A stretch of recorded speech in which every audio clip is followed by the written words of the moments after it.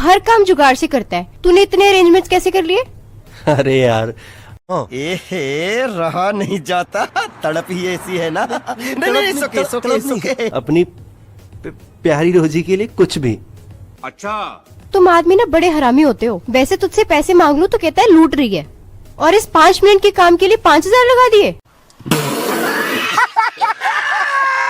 मैं पैसे के लिए कुछ भी कर सकता हूँ, तो सोच मैं अपने प्यार के लिए क्या क्या करूंगा। समझ रहे हो? समझ रहे हो आप? समझ रहे हो ना? अच्छा, प्यारी समझ गई। कॉन्डम लाया है? हाँ लाया हूँ ना, वो भी हरे नीले पीले सब लाया हूँ। ये देख। अभी मजा आएगा ना। हरा नीला पीला। हाँ ये देख। ये बलून्स है। हाँ तो वो भी तो बलून ही होता है ना। वो 8 रुपए का मिल रहा था, ये 2 रुपए का मिल गया। गजब बेइज्जती है। छी। यार मैं सोच रहा था कुछ नया एक्सपेरिमेंट करते हैं ना। यही नहीं, अभी और सुनिए। फिर मेरी भी क्या जरूरत है? 2 गुब्बारे ऊपर लगा ले और 1 गुब्बारा बिना फुलाए नीचे लगा ले।